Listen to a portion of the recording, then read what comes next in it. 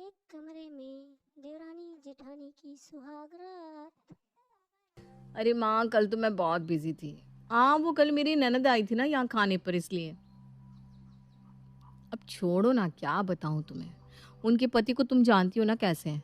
जब से आए थे बस बोतल लेकर बैठ गए और पीने के बाद इतना हल्ला किया कि क्या बताऊँ। अरे मेरी ननद तो कुछ कहती नहीं उन्हें, वो खुद ही ऐसी है। दिव्या, मेरे कपड़े निकाल दो। हाँ, बस 2 मिनट निकाल देती हूँ। अच्छा माँ, मैं तुम्हें बाद में फोन करती हूँ, ठीक है? जब देखो बस यही काम होता है, यहाँ की बात अपने मायके में करना। पता नहीं ये औरतें चुप क्यों नहीं रह सकती। ये लीजिए आपके कपड़े। और कुछ चाहिए आपको? हाँ, थोड़ी सी शांति और सुकून चाहिए था, दे सकती हो? क्या कुछ भी कह रहे हैं आप। छोड़ो, जाने दो। मैं शाम को आज जल्दी आ जाऊंगा, बाजार में चलेंगे। माँ की दवाइयाँ और घर का कुछ सामान लेना है। हाँ ठीक है, मैं तैयार रहूंगी। चलो मैं निकलता हूँ ऑफिस के लिए। आकाश ऑफिस के लिए निकल जाता है और दिव्या यहाँ फिर अपनी माँ को अपने ससुराल का हाल सुनाने लगती है, जिसे देखकर उसकी सास मुंह बनाने लगती है। पता नहीं क्या मिलता है इन लड़कियों को घर की बात बाहर करने में। कितनी बार टोका है फिर भी मानती नहीं है। बस पूरा दिन ससुराल की बुराई करनी है बस। माँ जी, कुछ कहा क्या आपने? अरे नहीं, मैं कहाँ कुछ कह सकती हूँ तुम्हें। तुम किसी की सुनती भी हो? माँ जी, मैं तो आपकी ही सुनती हूँ। आपके ही नक्शे कदम पर तो चलती हूँ मैं। हाँ, बढ़िया, ये मेरे नक्शे कदम पर चलने वाली। मैं आपके लिए चाय लेकर आऊँ माँ जी? आपके सर में दर्द हो रहा होगा ना? हाँ, अब तुम्हारे साथ रहती हूँ, थोड़ा सा दर्द होना तो लाजमी है भाई। मेरा भी यही ख्याल है आपके बारे में। क्या? कुछ नहीं, चाय लेकर आती हूँ। दिव्या ने शाम का सारा काम जल्दी जल्दी खत्म कर लिया था और आकाश भी घर वक्त से आ गया था। अब दोनों बाजार जाने के लिए निकल गए। तुम यहाँ रुको, मैं माँ की दवाइयाँ लेकर आता हूँ। हाँ, तब तक मैं यहाँ सब्जियाँ देख लेती हूँ। आकाश सामने के मेडिकल की दुकान से दवाइयाँ लेने जाता है। तब तक दिव्या सब्जी वाले के यहाँ सब्जी देख रही थी। तभी उसकी स्कूल की सहेली उसे वहां मिल जाती है। अरे दिव्या, तुम यहाँ? अरे पेके, तुम यहाँ? कैसी हो तुम? मैं तो बिल्कुल ठीक हूँ, तुम बताओ तुम कैसी हो? मैं भी ठीक हूँ। ससुराल में सब ठीक है ना? हाँ, ससुराल को क्या होना है अब। बहू जो है उनकी सेवा करने के लिए। क्यों, क्या हुआ? तेरी सास तेरी मदद नहीं करवाती क्या काम में? अरे क्या बताऊं तुझे, मेरी सास को पलंग तोड़ने से फुर्सत मिले तब कुछ करेगी ना वो। हाय हाय, इससे अच्छी तो मेरी सास है, बहुत मदद करवाती है काम में। अरे मेरी सास को तो पानी का ग्लास भी हाथ में चाहिए और वो पानी पीकर पानी का ग्लास भी वहीं रख देती है। बोलो, इतनी कामचोर है कि क्या बताऊं तुझे। मैं जब नई नई शादी करके आई थी ना, तब तो कहती थी तुम मेरी बेटी जैसी हो, लेकिन उसके बाद उन्होंने अपना असली रंग दिखाना शुरू कर दिया। बेचारी तू भी कहाँ फंस गई यार। दिव्या, हो गई तुम्हारी सब्जियाँ? हाँ हाँ, बस हो ही गई। पिंकी, तू मुझे अपना नंबर दे दे, मैं तुझे कॉल करूंगी, ठीक है? हाँ ले ले, और मुझे बताना, ठीक है, सब कुछ विस्तार से। पक्का। दिव्या पिंकी को अपना नंबर दे देती है और ये सब आकाश गुस्से से देख रहा था, जैसे वो बस इंतजार कर रहा था कि कब वो घर पहुंचे और दिव्या पर चिल्लाए। दे आई अपनी सहेली को नंबर। हाँ, अब उसके साथ भी अपने ससुराल की चुगली करोगी, है ना? अरे क्या हुआ, आप इतने गुस्से में क्यों हैं? मुझसे पूछ रही हो मैं गुस्से में क्यों? तुम्हारी खुद की हरकतों की वजह से। अरे भाई, मैंने ऐसा क्या कर दिया जो आप मुझ पर यूं इस तरह चिल्ला रहे हैं? आज मैंने सब कुछ सुन लिया कि तुम अपनी सहेली से क्या कह रही थी, और ये हरकतें मैं कई दिनों से नोट कर रहा हूँ। एक बात कान खोल कर सुन लो, मुझे ये सब पसंद नहीं है। ये तुम्हारा मायका नहीं है जहाँ तुम मेरे परिवार की बेइज्जती करती रहो और मैं चुपचाप बर्दाश्त करता रहूं। हाँ, ये बात तो मैं भी कब से कहना चाहती थी। अच्छा हुआ तूने कह दिया आकाश बेटा। अच्छा, अब आपको ये बात बुरी लग रही है, और उसका क्या जो मेरे साथ आज तक करते आए? हमने हमने क्या किया? अच्छा, आपको याद नहीं है? कोई बात नहीं, मैं याद करवाती हूँ आपको एक एक बात। आपको याद है जब मेरे भाई की शादी से हम लौटे थे, तब आपने क्या किया था? अरे हो आए दोनों। कैसी रही तेरे साले की शादी? अरे खाक शादी माँ, इनके घर वालों को तो कोई अकल ही नहीं है। पता नहीं किस बेवकूफ़ ने इन लोगों को अपनी बहू दे दी। ये बात तो तूने बिल्कुल सही कही आकाश। इसके माता पिता को उठने बैठने के व्यवहार की कोई समझ ही नहीं है। पता नहीं हमने कैसे इनसे रिश्ता जोड़ लिया। अरे ये तो छोड़ो, इन्हें तो कपड़े पहनने का ढंग तक नहीं है। पता नहीं कैसे अजीब से रंग के कपड़े पहन कर रखे थे। ऐसी बात नहीं है। मेरे घर वाले सिंपल ज़रूर है, लेकिन ऐसे बिल्कुल नहीं है जैसे आप कह रहे हैं। अरे छोड़ो, मैं जानता हूँ मेरे ससुराल वाले कैसे हैं। उस दिन आपने अपनी माँ के सामने मेरे घर वालों के बारे में न जाने क्या क्या कहा, लेकिन मैंने फिर भी कुछ नहीं कहा।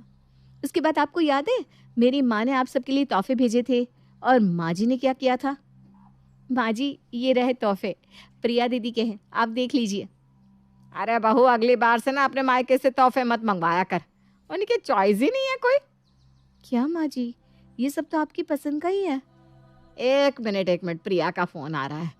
हेलो प्रिया। हाँ माँ, आ गई तोहफे भाभी के मायके से? हाँ आ तो गया, लेकिन इतने भी खास नहीं है। पता नहीं कैसी चॉइस है इनकी, मुझे तो बिल्कुल भी पसंद नहीं आया। मेरे लिए जो सूट भेजा है ना, मैं तो बिल्कुल नहीं पहनने वाली। अच्छा, तो फिर मेरा भी तोहफा ऐसा ही होगा, मैं भी नहीं लेने वाली। अरे हाँ, तेरे लिए भी कुछ खास नहीं भेजा। मैं तो कहती हूँ ये तो हम है कि उनसे कुछ कहते नहीं, और कोई होता तो सीधा सुना देता। सही कह रही हो, मुझे तो भाभी के मायके वाले पहले दिन से ही पसंद नहीं है, लेकिन अब क्या है, रिश्ता है तो निभाना तो पड़ता ही है। हाँ, इसकी माँ तो बिल्कुल ही सीधी सादी से, उन्हें तो किसी चीज की कोई खबर ही नहीं रहती। माँ जी ने मेरे मायके वालों की सारी बातें प्रिया दीदी से कह दी, वो भी मेरे सामने, लेकिन मैंने फिर भी कुछ नहीं कहा। लेकिन सबसे ज्यादा बुरा मुझे उस दिन लगा जब आप बाहर खड़े अपने दोस्त शेखर से बात कर रहे थे। और बता भाई, सब कुछ कैसा चल रहा है? मैंने सुना तेरा ससुराल तो यहीं इसी शहर में है। तेरे तो जलसे है भाई, ससुराल की सेवा का मजा लेता होगा भरपूर। अरे खाक मजा यार, मेरे ससुराल वालों के बारे में तो तू बात ही मत कर। उन्हें ना तो दुनियादारी की कुछ समझ है और ना ही सेवा करने की। अरे क्या हुआ, तू ऐसा क्यों बोल रहा है?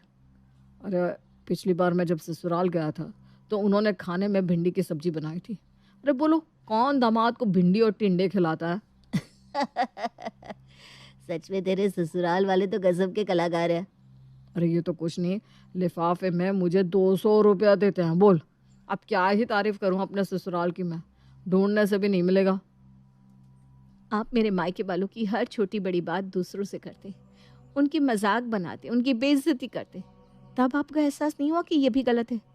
लेकिन जब मैंने वही चीज़ आपके साथ की तो आपको याद आ गया कि ये मेरा मायका नहीं है। पति और पत्नी दोनों शादी के वक्त वचन लेते हैं कि वो एक दूसरे के परिवार की इज्जत करेंगे, उनका साथ देंगे। ये सिर्फ बहू का फर्ज नहीं है कि वो अपने ससुराल वालों की बातें बाहर ना निकाले।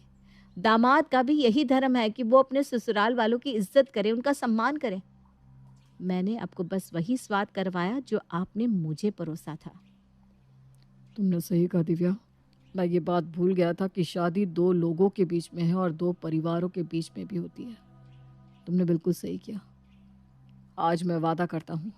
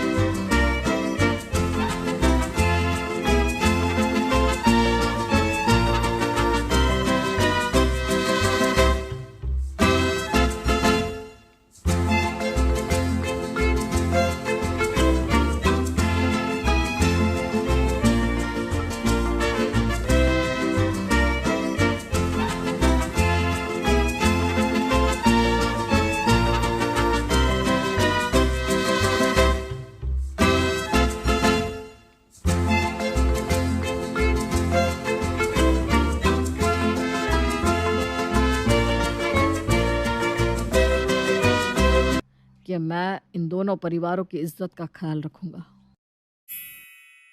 आशा ने बेटे को गांव से बाहर भेजा और बेटे ने शहर जाते ही नौकरी के साथ साथ शादी भी कर ली और अपनी बीवी के साथ शहर में ही रहने लगा। पर जब माँ को पता चला कि उसके बेटे विवेक ने शादी कर ली है तो उससे रहा नहीं जाता और वो अपने बेटे को फोन करती है। बेटा, तूने तो शादी कर ली और खुद शहर में बस गया, कभी माँ के बारे में सोचा ही नहीं। आज तक मैं अपनी बहू से मिल भी नहीं पाई हूँ। माँ फिक्र मत करो, अब बहुत जल्दी अपनी बहू से मिल लोगी।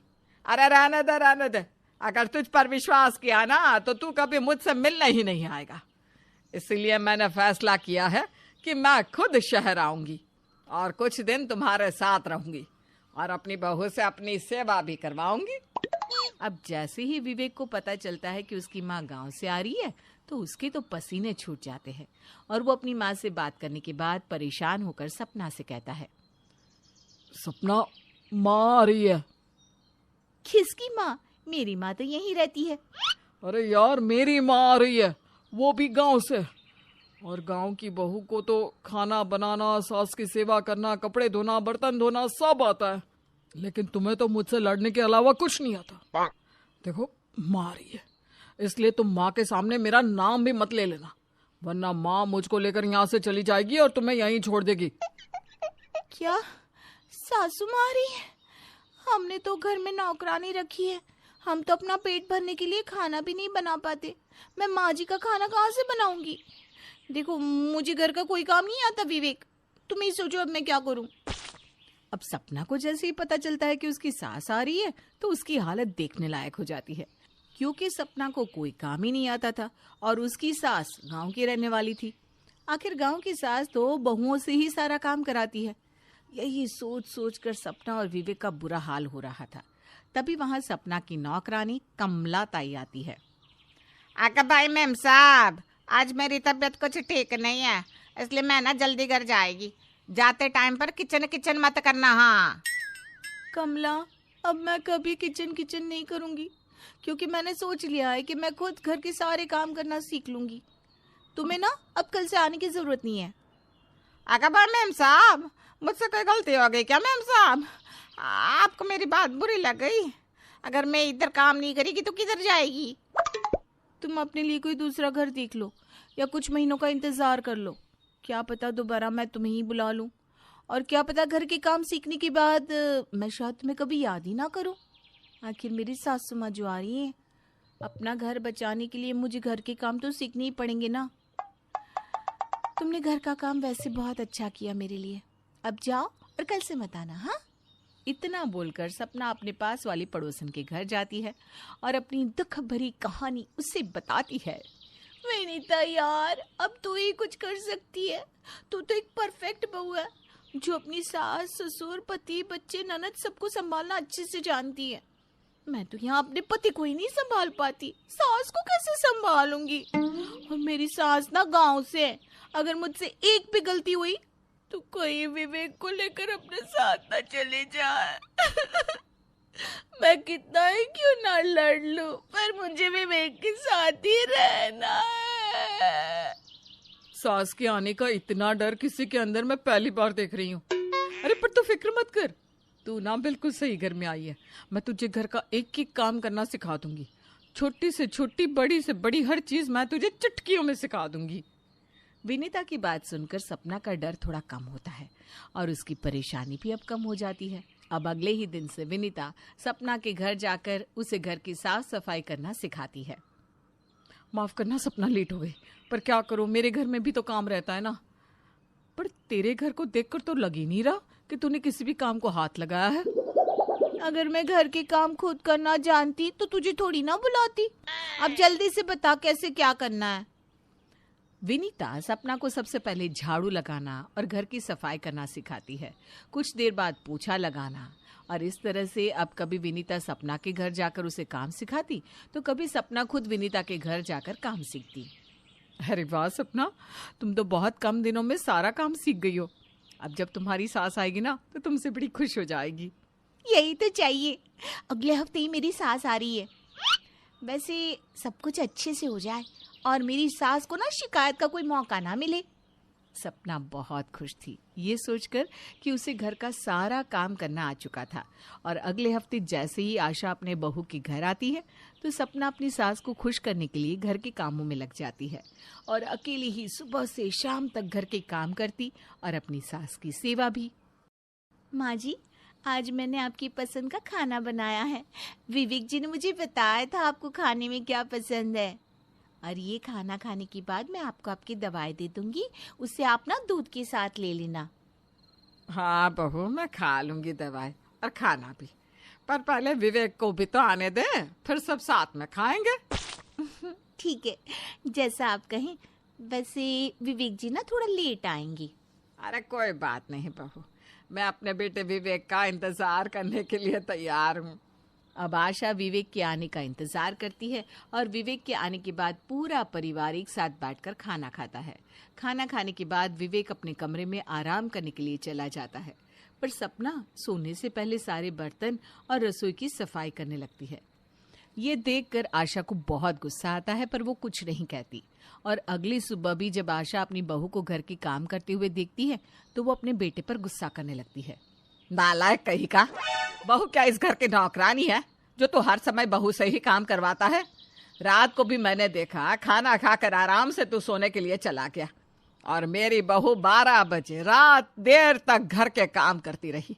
बेशर्म कहीं का, तो घर में नौकरानी नहीं रख सकता था या बहू के घर के कामों में मदद नहीं करवा सकता था? मेरी बहू कुछ नहीं करेगी।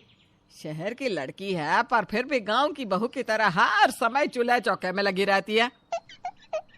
सपना तो ये सब कुछ आपके लिए कर रही है माँ, क्योंकि आपको ही तो एक संस्कारी बहू चाहिए थी ना। अरे चुप कर, बहू से काम करवा कर मजे ले रहा है तू और नाम मेरा लगा रहा है। हाँ, मुझे संस्कारी बहू चाहिए थी, लेकिन मुझे नौकरानी बहू नहीं चाहिए थी जो सुबह से शाम तक घर के कामों में ही व्यस्त रहे, जिसके पास खुद के लिए समय ना रहे। बहू, तुझे कल से घर का कोई काम करने की जरूरत नहीं है। मैं भी देखती हूँ ये तुझसे कैसे घर के काम करवाता है। तू कोई इस घर की नौकरानी थोड़ी ना है जो सारा दिन काम करेगी। अरे मैं भले ही गांव की हूँ, लेकिन मेरे सोच विचार बिल्कुल भी गांव के नहीं है। तू शहर की है, शहर की, इसलिए शहर वाले तौर तरीके रख, ना कि गांव वाले। पर माँ जी। अरे पर कुछ नहीं, मैंने कह दिया ना तो कुछ नहीं करेगी मतलब कुछ नहीं करेगी। और तू आज से ही नौकरानी की तलाश में लग जा।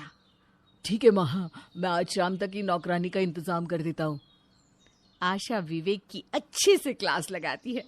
बेचारे विवेक और सपना ये सब देखते ही रह जाते हैं, क्योंकि उन्होंने जो सोचा था ठीक उसका उल्टा होता है। ये देखकर दोनों अपना सर पीटते हैं।